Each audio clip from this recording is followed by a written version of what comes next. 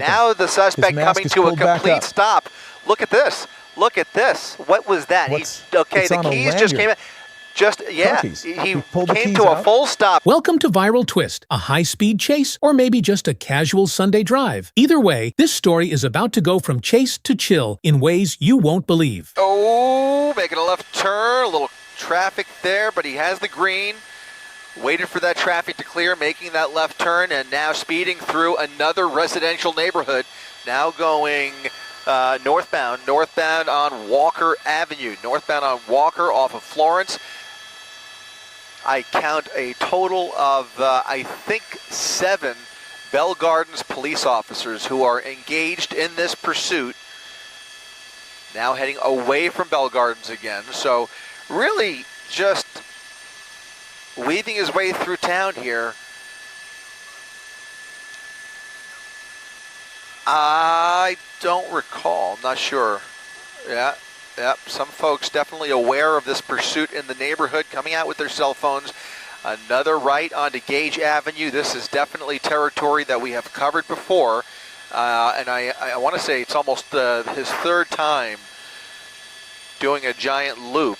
Once again, we are in the city of Bell Gardens, right where this all began, and very likely in the vicinity, at least, of his neighborhood, or at least an area that he appears much more familiar with. As we ventured out into other parts of Southgate and East LA, he was not quite as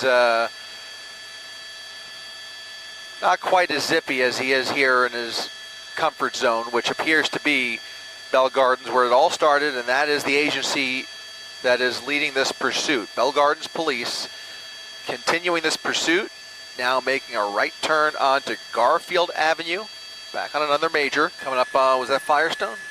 Yeah, Firestone. He had the opportunity to get on Firestone there, maybe head back towards the freeway, and he clearly bypassed that opportunity. So he's southbound on Garfield Avenue, again, still in the city limits of Bell Gardens. This is where those lights and sirens really help maintain public safety, because when other motorists approach even a green light and hear those sirens going off, at the very least they slow down. In this case, they had the opportunity to come to a full stop and let this pursuit fly past them. And that's exactly what he's doing. He's picking up some speed here as he travels southbound on Garfield Avenue. It's going to be coming up on the 105 freeway here in the next half mile or so. It'll be interesting to see if he continues going south or decides to jump on the freeway again. That is something that he's done a couple of times. Again, to reiterate, we've done a few loops through Bell Gardens and into the East LA area, Southgate at one point, Huntington Park we've been to. This time he's continuing a little further south than we've been in a little while. So the 105 freeway right off our nose. And you'll notice very little traffic on a Friday night. Ooh, that was a green he had there. Look at that. One of those Bell Gardens officers ahead of him. When I see that, I'm always looking for that spike strip, just in case they've been able to get units in place. Again, we're approaching the 105 freeway and taking that right on-ramp. He's making that right, taking the on-ramp onto the westbound 105 perhaps, or staying on the service road. Looks like he may be staying on the service road. You saw that helicopter flying through the shot here. Again, 2 LA County Sheriff's helicopters overhead as this pursuit continues back on the 105 freeway. A little more traffic now on the eastbound side of the 105. I'm sure he'll just weave his way through here, but we'll see if he maintains these speeds. He's really not doing much over the speed limit here. Again, very composed driving for a majority of this pursuit, even though he's run through a few red lights. He is not driving too erratically, just trying to get away from the cops, and it'll be quite interesting to figure out eventually what the original want was and why they decided to initiate this pursuit and continue to track it the way they have been. One's got to wonder just what he did.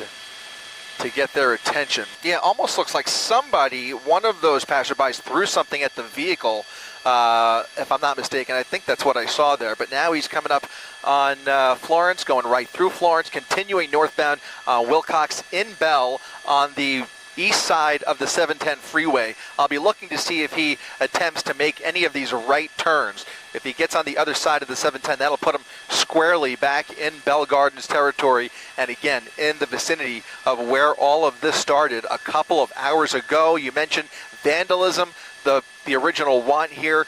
Clearly, they were armed, and they may very well still be armed. We know that at least one, maybe two firearms were tossed out. They were recovered, and who knows what else is left in the vehicle. I can tell you that there are two people in there in the front. We don't know whether there's anybody in the back seat. Only two people confirmed at this point, a driver, a passenger. At one point, the passenger gesturing out the passenger side window.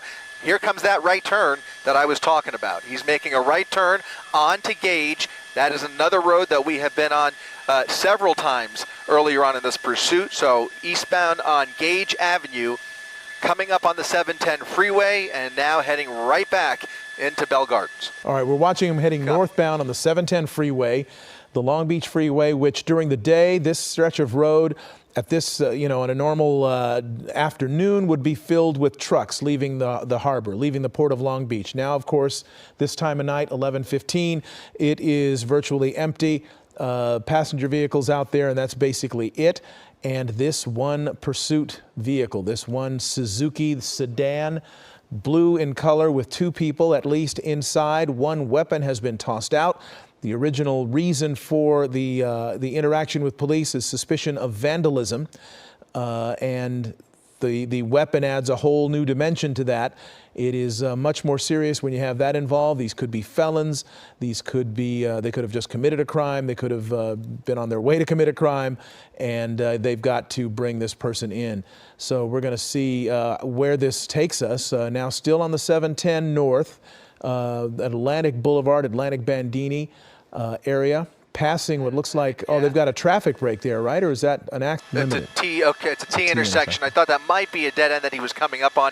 He's really just kind of weaving through this residential neighborhood now as he continues. Look at that, more folks. Somebody else threw something at him.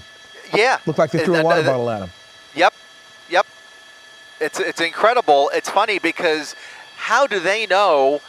I mean, granted, he's kind of, I guess it just really speaks to the pattern that he's been able to establish here, because even the people that are at home watching this know that it's coming their way. They must be watching on their cell phones. It has to be the case that they are watching and tracking this pursuit, because they seem to be well aware that he is coming into their neighborhood in advance of his arrival, enough to gather in groups and gather objects to throw at him. Yeah. Very unusual, very peculiar, something we don't see very often. But in this case, these folks on a Friday night appear to want to get involved here and take part in this pursuit. In the meantime, he seems to be enjoying it and just taking police along for the ride here back on Florence Avenue.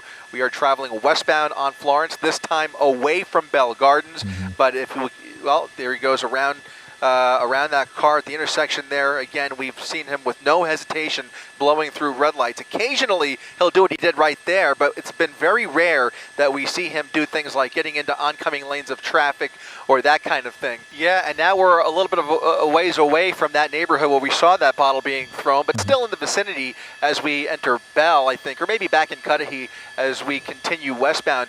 But they appear to be tracking this on their cell phones and probably really able to anticipate the arrival based on the number of sirens. You have about 7 or 8 sirens blaring through these neighborhoods. Now the suspect coming to a complete stop. Look at this. Look at this. What was that? The keys just came out. He came to a full stop, randomly came to a full stop in the middle of the intersection. You got to wonder what the gas situation is for him to randomly come to a stop in the middle of the intersection, East Florence Avenue and Santa Fe Avenue. So there's more to this than just vandalism, and hopefully we'll find out what that is. But this looks like it's over, and both suspects are in custody. Nobody hurt.